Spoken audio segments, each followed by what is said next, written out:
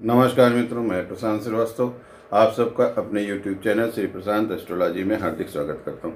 मित्रों, आज का जो हम लोगों का विषय है वो पूरी तरह से नया विषय, जिसके बारे में आपको मैंने बताया था, और वो है आज से हम लोग जानेंगे गीता के बारे में, श्रीमद् भगवद गीता के बारे में, जो कि पूरी दुनिया में भगवान की वाणी के रूप में मशहूर है।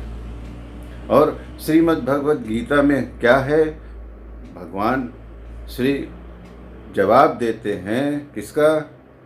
अर्जुन के प्रश्नों का। अर्जुन कुरुक्षेत्र में है, वो युद्ध करने गया था। वहाँ पे जाने के बाद अपने नाते रिश्तेदारों को देखकर वह मोह में पड़ जाता है और कहता है नहीं, अब तो मैं युद्ध नहीं करूँगा। और उसके फिर बहुत सारे प्रश्न होते हैं। उन प्रश्नों का जो जवाब है, उस जवाब का संग्रह जो है, उसको जो समझाया है कृष्ण भगवान ने, उस समझाने को, उसके प्रश्नों के समाधान को हम लोग श्रीमद् भगवद गीता के नाम से जानते हैं। गीता दुनिया में एकमात्र ऐसा साहित्य है, ऐसी बुक है, ऐसी किताब है जिसको भगवान की वाणी होने का गौरव प्राप्त है, कि उसमें जो भी चीज़ें लिखी हैं वो भगवान ने स्वयं अर्जुन को बताया, अर्जुन को कहा है। और सनातन धर्म के लिए तो गीता सबसे पूज्य है। आप लोगों को जान के हैरानी होगी कि हम लोग जब एज ए सनातन धर्मी, एज ए हिंदू, जब किसी कोर्ट कचहरी में जाते हैं तो वहाँ हम लोगों का हाथ गीता पर रखकर कसम खिलाई जाती है, वहाँ हम लोगों का हाथ गीता पर रखा जाता है। लेकिन यही हम लोगों के साथ यहाँ पर बड़ा दुर्भाग्य भी है। यह जान के आपको उससे भी ज़्यादा हैरानी होगी कि सनातन धर्म के 90% लोग अपने पूरे जीवन में बिना गीता पढ़े हुए इस जीवन से विदा ले लेते हैं। जिस धर्म में भगवान स्वयं आपके प्रश्नों का आकर समाधान कर रहा है, उस धर्म के लोग, उस जाति के लोग पूरे जीवन में उस भगवान की वाणी को बिना पढ़े हुए इस जीवन से विदा ले लेते हैं। क्यों? कि उनके मन में तरह तरह की भ्रांतियां डाल दी गई। किसने डाली? जो लोग नहीं चाहते थे कि प्रत्येक हिंदू, प्रत्येक सनातन धर्मी गीता का पाठ करे। क्या डाली गई भ्रांतियां? कि आप अगर अपने घर में गीता रखेंगे तो आपके घर में युद्ध होगा, आपके घर में झगड़ा हो जाएगा, इसलिए आप रामचरितमानस रखिए। रामचरितमानस बहुत अच्छी चीज़ है, भगवान राम का वर्णन है, उससे अच्छा ग्रंथ कोई नहीं है। लेकिन मित्रों, भगवान की वाणी रामचरितमानस में नहीं है। वहाँ भगवान की पूजा की गई है, वहाँ उनका भगवान के बारे में जो भी चीज़ें हो सकती हैं बताई गई हैं, समझाई गई हैं। भगवान का कैसे पूजा किया जाए, अर्चन किया जाए, उनके भगवान के प्रति हम लोगों की आस्था कैसे बढ़े, ये सारी चीज़ें वहाँ दी गई हैं। हम लोग क्या पढ़ते हैं? हनुमान चालीसा पढ़ते हैं। हनुमान चालीसा हनुमान जी को रिझाने के लिए, जिसकी रचना तुलसीदास जी ने की। हम लोग क्या पढ़ते हैं?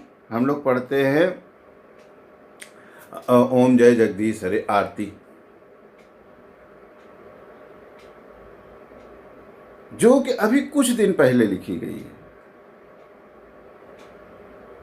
लेकिन जो सनातन धर्मियों को जो ईश्वर ने स्वयं आकर संदेश दिया, उनकी समस्याओं का खुद से समाधान किया। सोचिए, ईश्वर उतर के आ रहा है, कह रहा है ठीक है भाई, मैं तुम्हारी जो समस्या बताऊँ समाधान करते हैं, और उसको लिख कर दे दिया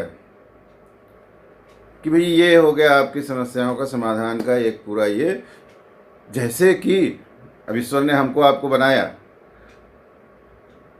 जैसे कि हम लोग, फ्रिज होती है, वॉशिंग मशीन होती है, कार होती है, कोई भी सामान जब कोई कंपनी मैन्युफैक्चर करती है, बनाती है, प्रोडक्शन उसका करती है, तो हम लोगों को उसके साथ एक लीफलेट देती है, बुक देती है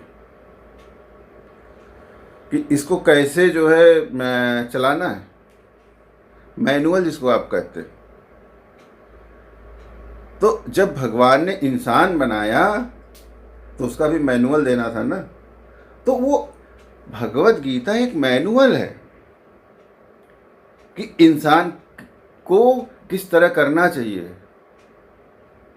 इंसान कैसे सही चले, उसमें ये डिफेक्ट है तो क्या हुआ, इसका इलाज क्या है, अगर ये डिफेक्ट आ जाता है तो क्या होगा। जैसे होता है गाड़ी का मैनुअल है आपका, भाई ठीक है, अगर गाड़ी में आवाज़ ज़्यादा आ रही है, किसी कार का मैनुअल को आप देखिए कि अगर गाड़ी में ज़्यादा आवाज़ आ रही है तो उसके लिए आप ये चीज़ करिए, इससे सही हो जाएगी, इससे भी ना सही हो तो फिर ये करिए, इससे भी ना सही हो तब फिर आप सर्विस स्टेशन लेके जाइए। इसी तरह से ईश्वर ने स्वयं आपको लिख के दे दिया कि अगर भाई आपको ये दिक्कत है तो ये उसका समाधान है, आप ये करिए। लेकिन नहीं, हम लोग गीता नहीं पढ़ेंगे। क्यों? कि लोगों ने मन में डाल दिया गीता घर में नहीं रखेंगे, जबकि गीता केवल सनातन धर्मियों के लिए नहीं, पूरे दुनिया के लिए, मानव जाति के लिए सबसे इम्पोर्टेंट, सबसे जरूरी, सबसे आवश्यक पुस्तक। केवल वहां कुरुक्षेत्र में अर्जुन खड़ा होकर अपने प्रश्नों को नहीं पूछ रहा है, वो वहां पे जो अर्जुन प्रश्न पूछ रहा है, आपका भी अपना कुरुक्षेत्र है। एक पैदा हुआ बच्चा जो छोटा सा है, जब तक कि वो माँ बाप पे निर्भर है, खास कर माँ पर जब तक निर्भर है, तब तक तो माँ उसका सब करती है। लेकिन उसके बाद आप उसका स्कूल में तो एडमिशन करा देते हैं कि भाई फर्स्ट में आ गया, सेकंड में आ गया, लेकिन उसको आप गीता नहीं पढ़ाते। अगर वह बचपन से गीता पढ़ ले तो जो प्रश्न करता है, बहुत सारे प्रश्नों का समाधान तो उसको गीता में ही मिल जाएगा। लेकिन नहीं, गीता हम लोग नहीं पढ़ाएंगे। क्या कि गीता रखने से घर में कलह होता है, झगड़ा होता है, एकदम निरर्थक मूर्खता की बात। मेरा स्वयं का अनुभव है, एज ए ज्योतिष, इतने दिनों से ज्योतिष का कार्य कर रहा हूँ, हजारों लोगों ने गीता से बेनिफिट उठाया है। मैंने बहुत सारे लोगों को बताया है कि आप जो है ये करिए, इस तरीके से ये, आज उनका जीवन बदल गया। तो वही बदलाव हम आज की डेट में आप सारे लोगों के जीवन से, जिनको जन तक भी ये बात पहुंच रही है, उन सारे लोगों के जीवन में हम वही बदलाव चाहते हैं। ये इस वीडियो को बनाने का, श्रृंखला को बनाने का एकमात्र यही उद्देश्य। आज हम लोग पर्सनालिटी डेवलपमेंट के नाम पर लाखों रुपए फीस देते हैं, और हमारा जो मैनुअल है मानव जाति का, वो तो भगवान ने बहुत पहले बना के हमको दे रखा है। गीता से बढ़ के पर्सनालिटी डेवलपमेंट का वो कोर्स कहाँ होगा? लेकिन वो हम नहीं करेंगे। हम तो जाएंगे वहाँ 10,000, 20,000, 50,000, लाख, 2 लाख, 5 लाख, 10 लाख रुपए, क्या कि पर्सनालिटी डेवलपमेंट हो जाएगा। लेकिन बच्चों को गीता नहीं पढ़ाएंगे। क्या? गीता पढ़ो तो संस्कृत में पढ़ो, और संस्कृत में कुछ समझो नहीं तो बोर हो जाओ तो उसको उठा के फिर रख दो कि हाँ ये पूजने के लिए तो है। नहीं, पूजने के लिए तो बाद में, पहले वो समझने के लिए। और ये भी नहीं है कि वो अर्जुन अकेला वहाँ पूछ रहा है कि झगड़ा करने के लिए, कि लड़ाई करने के लिए, युद्ध करने के लिए, कि आप हमको बताइए रास्ता ना। अभी आपको बताया नहीं, माँ से मुक्त होते ही, माँ की छाया से निकलते ही बच्चा 6 साल का या 7 साल का, तब से उसको गीता की आवश्यकता पड़ती है। तब से, क्योंकि फिर वो अर्जुन बन जाता है, उसका अपना कुरुक्षेत्र है। आज स्कूल जाने वाले बच्चों को आपको मालूम है, परीक्षा में असफल होने में आत्महत्या कर रहे हैं छोटे छोटे बच्चे। क्यों? क्योंकि हमने उनको गीता नहीं पढ़ाई। अब गीता पढ़ाएंगे तो बिल्कुल नहीं करेंगे वो। क्यों? कि वो उस प्रेशर को झेल नहीं पा रहे हैं। अर्जुन जैसा महाज्ञानी, महातपस्वी और दुनिया का सर्वश्रेष्ठ योद्धा, जब वो प्रेशर नहीं झेल पाया तो 10 साल का, 12 साल का, 14 साल का, 18 साल का बच्चा प्रेशर झेल पाएगा सफलता के लिए? सफलता की ही तो समस्या अर्जुन के साथ भी थी। लेकिन नहीं, गीता से दूर रखो। ये एक कॉन्स्पिरेसी थी, मुगलों के ज़माने से शुरू हुई और धीरे धीरे अंग्रेज़ों ने भी समझ लिया कि गीता पढ़ गए तो फिर ये निकल गई कौम, गीता पढ़ गए तो ये हिंदू कहीं आगे निकल जाएंगे, इसलिए उनको गीता से दूर रखो। इसी तरह के भ्रामक प्रचार किए गए जैसे आजकल किए जा रहे हैं। ये मूर्ख नहीं है, इनको आप मूर्ख मत समझिएगा। लाखों रुपए का एक बार में, बल्कि करोड़ों रुपए का प्रयोजन होता है, कथाएं होती हैं सिर्फ आपको रोकने के लिए, आपके बच्चों को रोकने के लिए। वहाँ कथाओं में ये बताते हैं भाई ये अरे कृष्ण तो बहुत खराब आदमी थे। अरे कृष्ण एकमात्र ईश्वर पृथ्वी का, एकमात्र ईश्वर। राम भी पूर्ण अवतार नहीं है। पूर्ण अवतार केवल एकमात्र कृष्ण है सनातन धर्म में। अवतार भगवान के पूर्ण अवतार सिर्फ कृष्ण। लेकिन उनको बुरा नहीं कहेंगे, आपके मन में नहीं भरेंगे सनातन धर्मियों के, कृष्ण तो बहुत बुरे आदमी थे,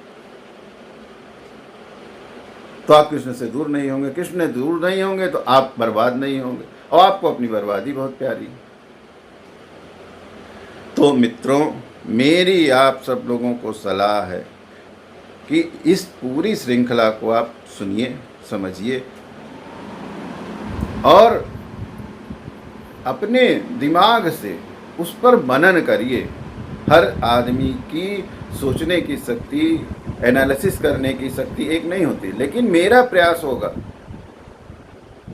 संस्कृत से आपको मतलब नहीं है, आप इसको एज ए धार्मिक किताब बिल्कुल मत करिए, बिल्कुल मत सुनिए।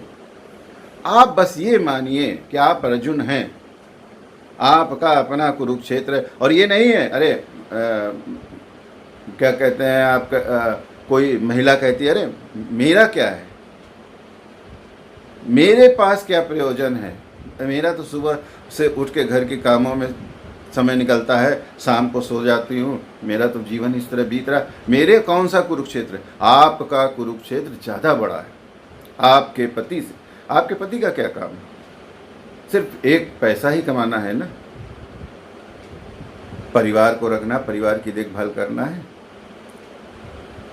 8 घंटे या 10 घंटे जो भी है ड्यूटी है उनकी, उसके बाद वो मुक्त हो जाते हैं।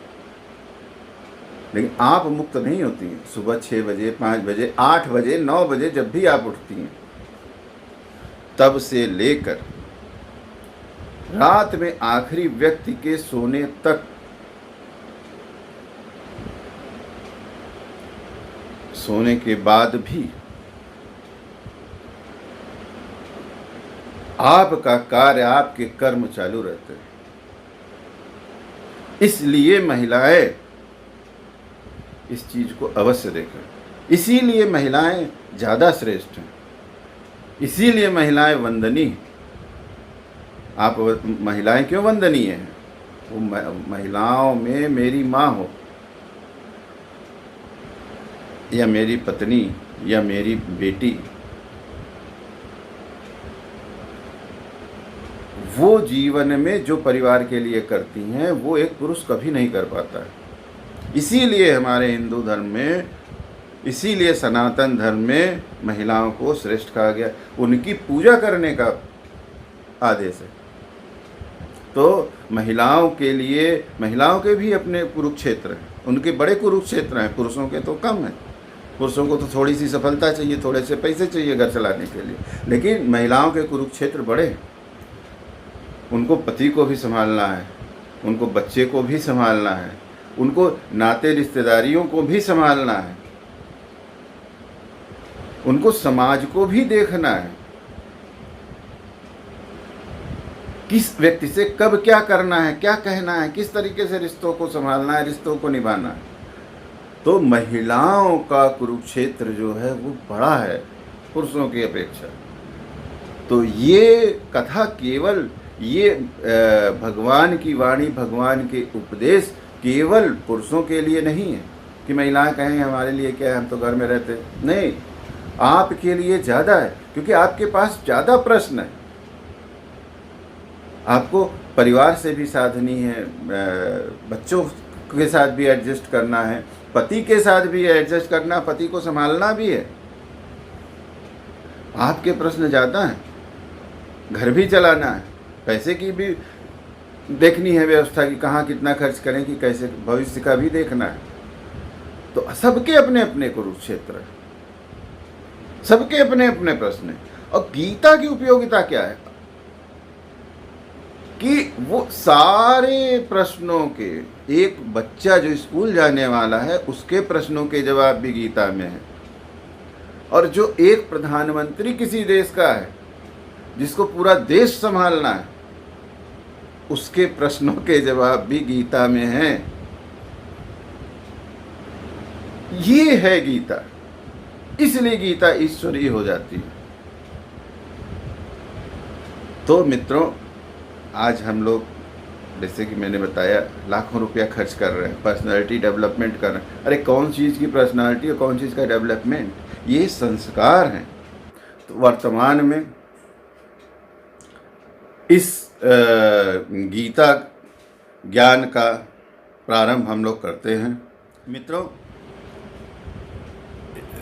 पहले श्लोक से ही अब आप समझिएगा, पहले श्लोक में धृतराष्ट्र जो पूछ रहे हैं संजय से, चूँकि संजय के पास दिव्य दृष्टि थी, तो उनसे पूछते हैं कि मेरे और पांडु पुत्रों ने,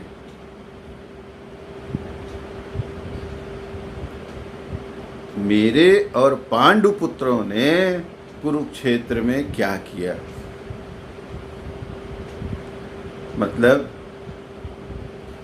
शुरुआत ही वो बताने में कर दे रही है ये गीता कि क्यों कुरुक्षेत्र में सेनाएं खड़ी हैं, क्यों ये महाभारत हो रहा है। महाभारत सिर्फ इसलिए हो रहा है मैं की वजह से। पांडु के बाद धृतराष्ट्र की जिम्मेदारी थी कि पांडु के पुत्रों को और अपने पुत्रों को दोनों को बराबर न्याय देता, बराबर संभाल कर रखता। वो उस परिवार का बड़ा था, लेकिन नहीं, वो पुत्र मोह में फंसा हुआ है। वो क्या कह रहे हैं कि मेरे पुत्रों, मैं, और जहाँ मैं आया वो निश्चित रूप से महाभारत का रूप लेगा। इस पुस्तक का शुरुआत में ये बताने का अर्थ है महाभारत शुरू क्यों होता है, मैं से शुरू होता है। जब निहित स्वार्थ आया महाभारत शुरू होगा। चाहे कोई भी परिवार हो, चाहे कोई ऑफिस हो, चाहे आपका कोई भी व्यक्तिगत क्षेत्र हो, जहाँ आपने मैं को पकड़ा, मेरे पुत्रों और पांडु के पुत्र, मेरे पुत्रों और पांडु के पुत्र कुरुक्षेत्र में क्या कर रहे हैं संजय। मतलब वहीं पे उसने डिफ्रेंशिएट कर दिया, किसने, धृतराष्ट्र ने, कि संजय तुम ये बताओ कि मेरे और पांडु के पुत्र क्या कर रहे हैं। यहीं से महाभारत की शुरुआत हो जाती है, जब स्वार्थ आपका बहुत बलवती हो जाता है। और हम लोगों का जो धर्म है, सनातन धर्म, उसमें तो पूरे विश्व को एक परिवार माना गया है। और आप तो अपने परिवार के मुखिया थे, आपको तो संभालना चाहिए था दोनों बच्चों को। दोनों पांडु के बाद ठीक है, युद्ध हो रहा है, वहाँ पे भी आप ये पूछ सकते थे कि हाँ भाई संजय बताओ क्या हो रहा है वहाँ पे, लेकिन ना, धृतराष्ट्र का पहला वर्ड होता है, हे संजय मेरे पुत्रों, और पांडु के पुत्र वहाँ पे क्या कर रहे हैं। और ये हर व्यक्ति के साथ है।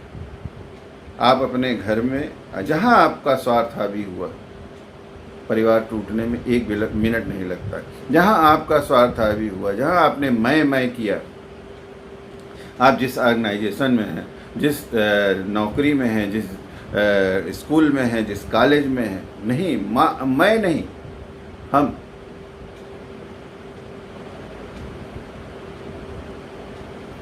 तो स्वार्थ जो है वह कारण बनता है आपको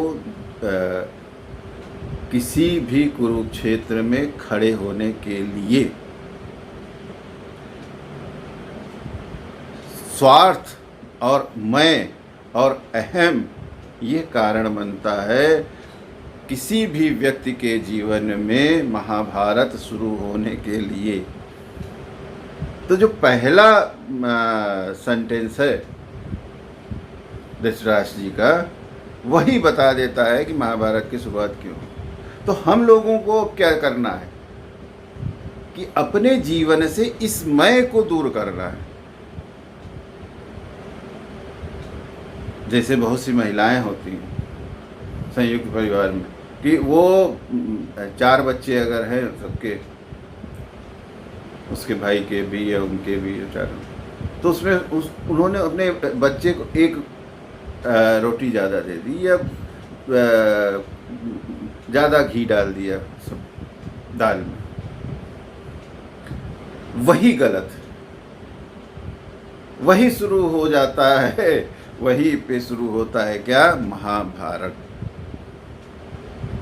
छोटी छोटी चीज़ें ही आदमी के व्यक्तित्व का वर्णन करती हैं। तो यहाँ पे व्यक्तित्व का वर्णन धृतराष्ट्र के तुरंत हो जाता है कि हे संजय मेरे और पांडु के पुत्र वहाँ पर क्या कर रहे हैं कुरुक्षेत्र में।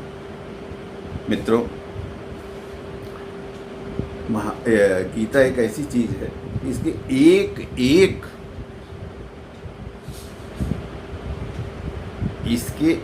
एक श्लोक जो हैं उस पर महीनों सालों बात हो सकती है, लेकिन उतना ना आपके पास समय है, मेरे पास तो बहुत है लेकिन आपके पास उतना समय नहीं, आप बोर होने लगते। तो महाभारत का जो शुरुआत है वो इस वजह से होती है कि उसके मैं की वजह से, धृतराष्ट्र के पुत्र प्रेम की वजह से। और वो पहले ही उसमें श्लोक में वर्णन कर देता है धृतराष्ट्र कि भाई महाभारत हमने क्यों शुरू की। और वो धृतराष्ट्र के साथ नहीं, वो आपके साथ भी। आपका भी जहाँ मैं आया, आप जहाँ पे भी हो, किसी भी स्थिति में हो, जहाँ मैं आया तुरंत आपके जीवन में भी महाभारत प्रारंभ होना है, इससे कोई इनकार नहीं कर सकता। और ये महाभारत का पहला श्लोक जीवन का मूल मंत्र है। अब मित्रों,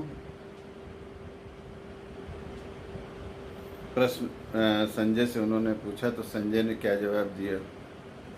संजय क्या कहता है अगले श्लोक में, संजय क्या कहते हैं, उनको क्या जवाब देते हैं धृतराष्ट्र को। वो कहते हैं कि हे राजन, पांडवों की सेना को देखकर दुर्योधन, क्योंकि संजय को मालूम था, बात आप समझिएगा कि संजय भी ज्ञानी आदमी थे और दिव्य दृष्टि थी उनके पास। तो संजय ये समझ गए कि इनका पूछने का अर्थ क्या है, इनका पूछने का मतलब क्या है, कि ये व्यक्ति धृतराष्ट्र क्यों पूछ रहा है। इस तरीके से प्रश्न करने का अर्थ क्या होता है, वो तुरंत समझ गया कि क्या जानना चाहता है, उसने तुरंत बताया। ज्ञान देखिए उनका, और कितना आदमी को पढ़ने की शक्ति देखिए। उसने क्या कहा, हे महाराज,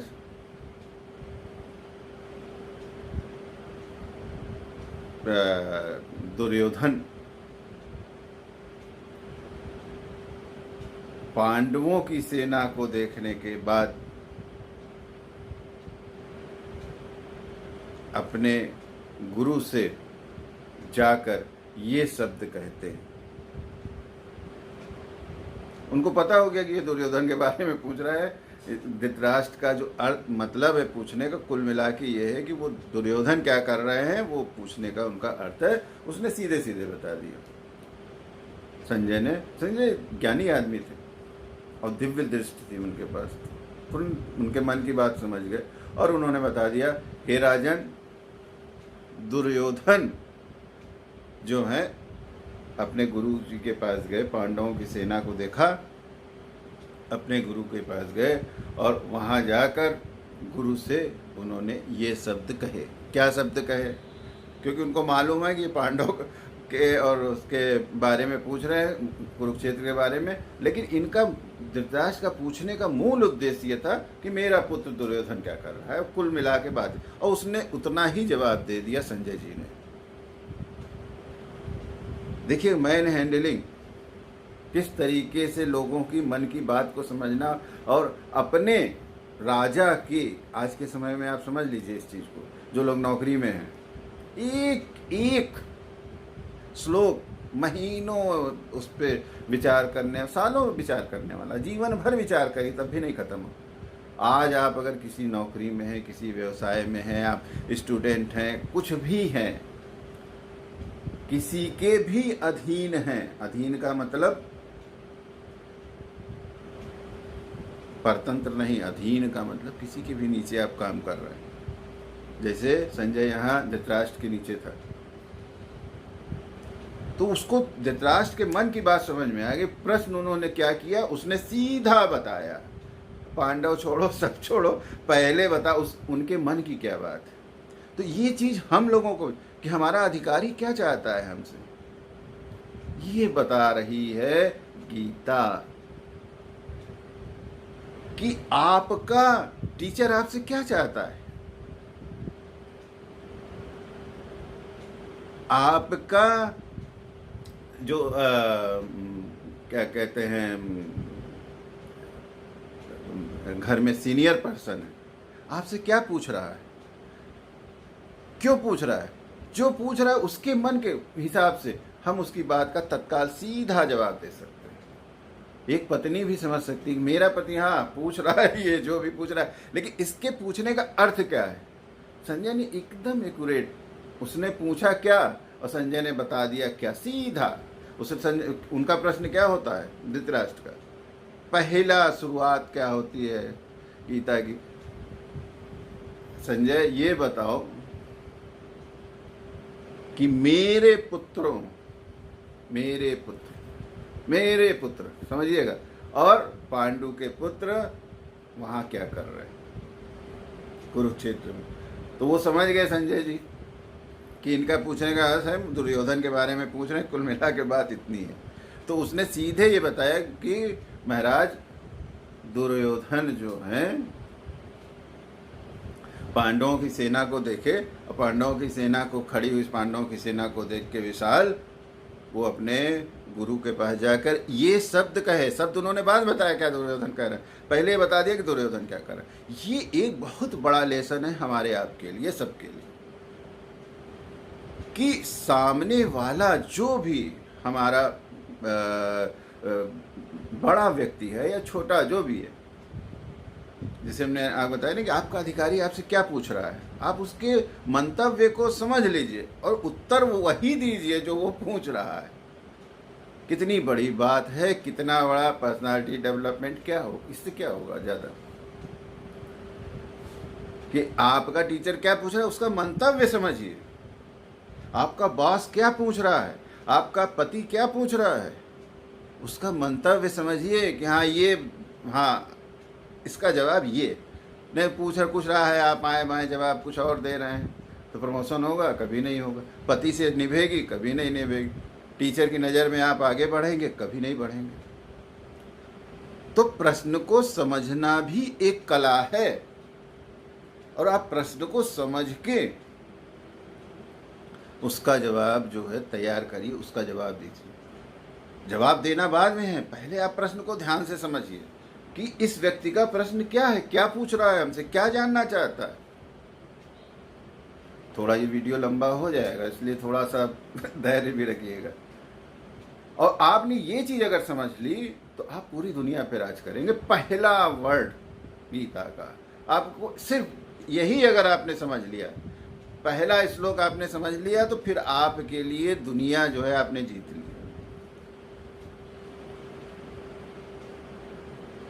बात समझिएगा, समय लग रहा है लेकिन बात समझिएगा। अगर आपने सिर्फ ये 2 श्लोक पहले श्लोक को आपने समझ लिया, आपका पूरा कल्याण हो गया, पूरा पर्सनालिटी डेवलपमेंट हो गया। अब आपको कोई किसी पर्सनालिटी डेवलपमेंट वाले के पास जाने की जरूरत नहीं कि सामने वाले ने प्रश्न क्या किया। जवाब देने से ज़्यादा आवश्यक है उस प्रश्न को समझना। उसने कहा क्या, धृतराष्ट्र ने, मेरे और पांडु पुत्र, मेरे और पांडु पुत्र वहां क्या कर रहे हैं। वो समझ गए संजय जी कि ये पूछ रहा है, दुर्योधन सबसे प्रिय था उसका, धृतराष्ट्र का, उसी की वजह से सारा सब ये हो रहा था। खट से उसने जवाब क्या दिया, क्या दिया, महाराज दुर्योधन जो है पांडवों की सेना को देख के, बड़ी सेना को खड़ा सामने, अपने गुरु के पास गए और उनसे ये शब्द कहे। मित्रों, अब उससे भी बेहतरीन दुर्योधन ने क्या कहा, संजय बता रहे हैं कि दुर्योधन ने क्या कहा। दुर्योधन, हम सबके जीवन में दुर्योधन बहुत सारे घूम रहे हैं। अभी आपको इस जो अगला ये श्लोक है इससे पता चले दुर्योधन ने कहा क्या।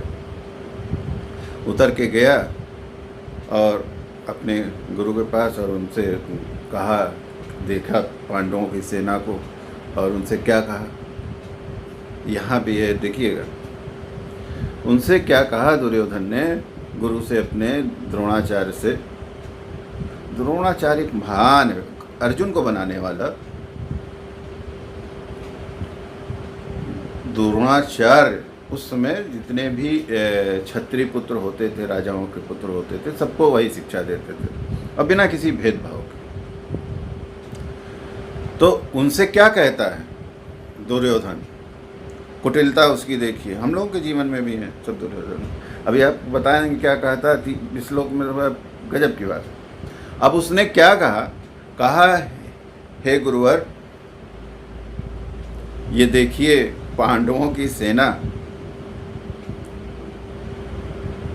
जिसको कि आपके मित्र, बात समझिएगा, जिसको कि आपके मित्र द्रुपद के पुत्र द्वारा व्यवस्थित किया गया है। अब क्यों कहा उसने, उससे ताना दिया उनको, द्रोणाचार्य को, क्यों, जबकि द्रोणाचार्य उन्हीं की तरफ से लड़ने गए थे, उन्हीं के लिए लड़ रहे हैं और उन्हीं को बता रहा है। लेकिन कुटिलता देखिए, क्यों दुर्योधन है, पहला अपीयरेंस होता है, पहली बार बोलता है। इस गीता में दुर्योधन पहली बार बोलता है और पहली बार में ही पूरा अपना व्यक्तित्व वो बखान कर देता है, बता देता है कि मैं दुर्योधन क्यों हूँ। द्रोणाचार्य के जो मित्र थे द्रुपद, उनसे उनका कुछ था विवाद, तो उस विवाद की वजह से द्रुपद ने एक यज्ञ किया और उस यज्ञ के माध्यम से एक पुत्र प्राप्त किया और उसको यह आशीर्वाद मिला कि यही पुत्र जो है द्रोणाचार्य का वध करेगा, उनकी मृत्यु का कारण बनेगा। लेकिन यह जानते हुए भी द्रोणाचार्य ने उस द्रुपद के पुत्र को पूरी शिक्षा दी, जैसे सबको दिया बाकी उसको भी। और ये जानते थे कि यज्ञ के द्वारा ये पुत्र प्राप्त हुआ है और इसलिए प्राप्त हुआ है कि यह मेरी जो है मृत्यु का कारण बनेगा। वहाँ पे दुर्योधन क्या कर रहा है, उनको ताना दे रहा है कि देखिए आप आपके सामने कौन खड़ा है, पांडवों ने आपके सामने किसको खड़ा किया है, वही द्रुपद का, आपके मित्र द्रुपद का पुत्र है, जिसको कि आपने पढ़ाया लिखाया सिखाया और इस अस्त्र शस्त्र की शिक्षा दी, यह जानते हुए भी कि यह आपकी मृत्यु का कारण बनेगा। तो वो उनको बता नहीं रहा है, उनको ताना दे रहा है। तो ये हमारे आपके जीवन में इस तरह के तमाम दुर्योधन आपको मिल जाएंगे कि वो हमको आपको बताते हैं कि देखिए साहब, आपने ही इनको बड़ा किया था और आज यही देखिए आपके सामने आके आपकी जड़ काट रहे हैं या आपका नुकसान करने के लिए तैयार है। ये हमको मिलते हैं तमाम इस तरह के लोग, वो बताते रहते हैं देखिए आपने, अरे आपने इनकी उस समय कितनी मदद की थी, और आज देखिए साहब आपको ही आपके ही खिलाफ जो है ये खड़े हो गए हैं, आपका ही नुकसान करने के लिए उद्धत। तो मित्रों, ये दुर्योधन जो है, दुर्योधन इस महाभारत में आते ही जो है वो अपनी पहले अपीयरेंस में ही वो ये बता देता है कि मैं दुर्योधन क्यों हूँ। वो आते ही अपने, उसको ये भी नहीं लग रहा है कि ये गुरु हमारे हैं और इनको जो है अब हमारे लिए ही युद्ध के लिए आए हुए हैं खड़े, कि इनको जो है इस तरह का ताना ना दें। नहीं, वो आते ही अपनी बुद्धि दिखा दिया उसने कि तो यही सब चीज़ें अब उनके द्रोणाचार्य के मन में क्या हुई उसके प्रति, कितना भी ज्ञानी व्यक्ति हो, जबकि वो जानते भी थे कि दुर्योधन किस टाइप का व्यक्ति है, किस तरह का व्यक्ति है, लेकिन फिर भी उनके मन में दुर्योधन के लिए क्या आया होगा, क्या उन्होंने सोचा होगा कि देखो आते ही हमको पहले ताना दे रहा है। और उसका कहना दुर्योधन का ये था कि आपने इसको अगर न सिखाया होता, आपने इसको शिक्षा न दी होती, तो आज ये पांडव की सेना का संचालन यहाँ न कर रहा होता। ये आपने गलती की जो इसको शिक्षा दी। तो वो आते ही पहले उनको गलती दिखा रहा है, उनकी दुर्योधन अपने गुरु को। तो ये जो चीज है, हम लोगों को इसलिए दुर्योधन नहीं बनना चाहिए। एक तो वो आपकी तरफ से लड़ रहे हैं, दूसरा आप उनको चले पहले उनकी गलती दिखाने से ही आप शुरुआत कर रहे हैं। ठीक है, जो भी किया उन्होंने धर्म के खातिर किया कि हाँ भाई मैं सबको शिक्षा देता हूँ, मेरा मित्र रह चुका है ये द्रुपद, इसके पुत्र को भी शिक्षा दूंगा, वो उनका व्यक्तिगत निर्णय था। उस व्यक्तिगत निर्णय में मीन मेघ निकालना मेरा क्या मतलब? दुर्योधन ये नहीं समझा, उसने आते ही ताना दे दिया उनको। तो मित्रों, यहाँ पे पहले ही अपीयरेंस में दुर्योधन ये बताता है कि मैं दुर्योधन क्यों हूँ। आगे दुर्योधन क्या कहता है? दुर्योधन ये तो बताया उनसे, ये जो सेना व्यवस्थित किया है आपके मित्र द्रुपद के पुत्र ने की। फिर आगे वो ये कहता है कि इस सेना में, बात आप उसकी सुनिएगा, वो कहता है कि इस सेना में भीम, अर्जुन के समान युद्ध करने वाले अनेक महारथी हैं। कहता है अनेक महारथी हैं, जैसे युधान, विराट और द्रुपद। कह क्या रहा है वो? दुर्योधन क्या कहता है? इस सेना में भीम और अर्जुन के समान युद्ध करने वाले अनेक महारथी हैं। वो डायरेक्ट भीम और अर्जुन की तारीफ नहीं कर रहा है, जबकि वो मालूम था उसको कि भीम की क्या ताकत है, भीम से तो उसका पुराना बचपन का वैर था। और अर्जुन की क्या ताकत है, वो मान जानता था इस बात को, लेकिन उनकी बात नहीं कर रहा, कह रहा है कि उनके जैसे कई वीर हैं यहाँ और धनुर्धर हैं इस सेना में, जैसे युधान, विराट और द्रुपद। द्रुपद का नाम फिर लेता है। तो मित्रों, वो यहाँ पे भीम को, अर्जुन को नीचा करके दिखाता है। उनके जो साथ वाले, उनका नाम लेता है, उनकी तारीफ करता है कि उनकी तरह युद्ध कर, जबकि उसको मालूम है कि अर्जुन जैसा दूसरा कोई नहीं है दुनिया में। तो ये जो दुर्योधन का एटीट्यूड है, ये हम लोगों को भी मिलता है रोज जीवन में।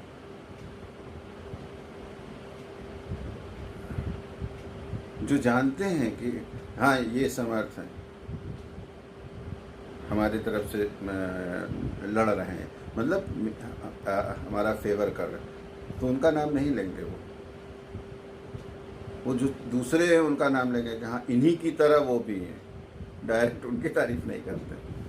तो ये जो दुर्योधन का अटेम्प्ट है यहाँ पे, ये सीधा सीधा भीम और अर्जुन को उनकी तारीफ ना हो जाए गलती से। और कई लोगों को ये ना कि ये उनसे डरता है, जबकि वो डरता था। उसको मालूम था कि ये भीम और अर्जुन मेन बाधा हैं उसके, जो इस महाभारत युद्ध में उसका जो सफलता है, उसमें जो मेन है दिक्कत देंगे, जो रोकेंगे, वो भीम और अर्जुन ही है। उसको ये बात अच्छे से मालूम है, लेकिन उनको इग्नोर करता है। वो कहता है कि उनके जैसे ये योद्धा हैं, युधान है, विराट है, द्रुपद। मित्रों, इसी के साथ कुछ और योद्धाओं के नाम भी दुर्योधन बताता है, लेता है। जैसे घृष्टकेतु, काशीराज, कुंती भोज आदि के नाम बताता है, वो अपने नाम लेता है उन लोगों को देख के। मित्रों, इस अंक में इतना ही। पुनः आपके सन्मुख मैं जल्द उपस्थित होऊंगा इसके आगे की कहानी लेकर, और आपको निश्चित रूप से यह बताना होगा कि ये अभी तक का अंक आपको कैसा लगा, इसमें क्या क्या कमियां और क्या चीज़ आप चाहते हैं कि मैं करूं या ना करूं, वो भी आप अवश्य बताइए। और आपको जो अच्छी चीज़ लगी है वो भी बताइए, जो खराब लग रहा हो, जिसकी वजह से आपका टाइम खराब हो रहा हो या कोई इस तरह की बात हो, तो आप वो भी बताइए। और जो आपकी व्यक्तिगत समस्याएं हैं, आपको लगता है कि उसका महाभारत में हल नहीं मिलेगा, गीता में हल नहीं मिलेगा, वो भी आप निश्चित रूप से भेजिए। मैं बताता हूँ किस तरह से आपको उन समस्याओं का हल भी मिलेगा। तो मित्रों, आज के इस अंक में बस इतना ही। पुनः आपके सम्मुख उपस्थित होऊंगा नया अंक लेकर, इसके आगे की कहानी लेकर। तब तक के लिए आज्ञा दीजिए। नमस्कार।